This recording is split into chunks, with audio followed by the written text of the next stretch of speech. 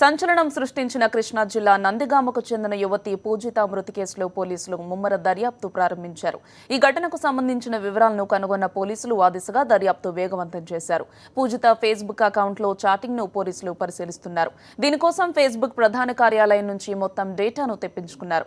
Hyderabad Panjagutta IAS కాలనీలో గత నెల 20న పూజిత సజీవ దహనమైంది. అయితే సంఘటనా స్థలాన్ని పరిశీలించిన పోలీసులు పూజితను అత్యాచారం చేసి ఆ తర్వాత చంపేసి ఉండొచ్చనే అనుమానాలను వ్యక్తం చేస్తున్నారు.